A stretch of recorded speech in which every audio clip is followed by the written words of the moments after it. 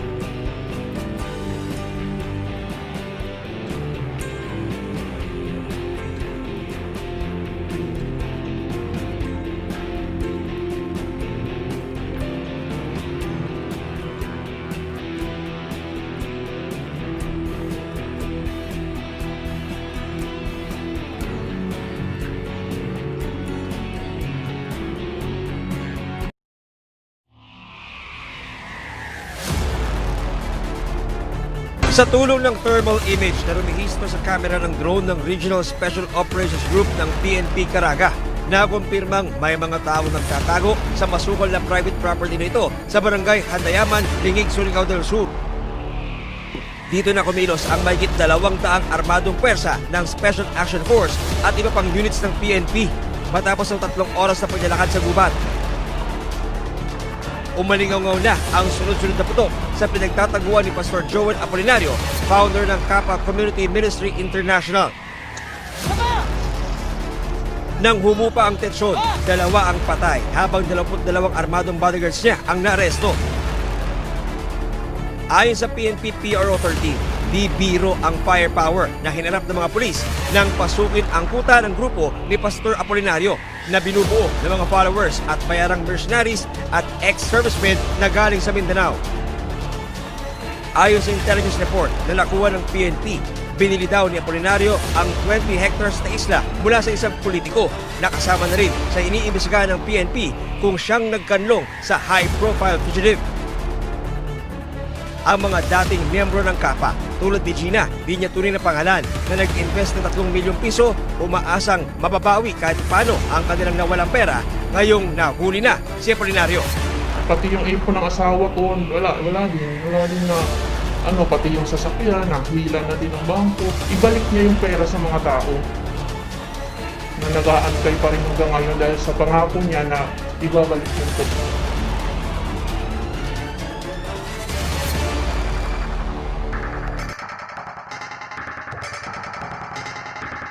Nag-create na siya ng private army, sir. Paano po napunta sa ganitong sitwasyon? That was my question also. Nga naman, nagpalit mo ng daghang pusil. Kung sama mo, sukol mo sa gobyerno. So, sabi ko, you have graduated from scammer or estapador into a murderer. Kasi you are prepared to die with this kind of firearms. Ba, alam niyo ba yung operation na nangyari? Parang beach landing, parang World War II.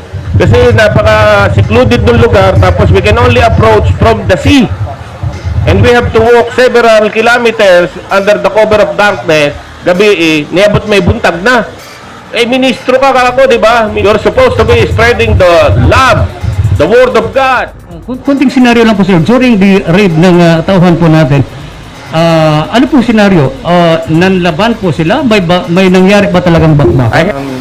Unfortunately, lumaban po yung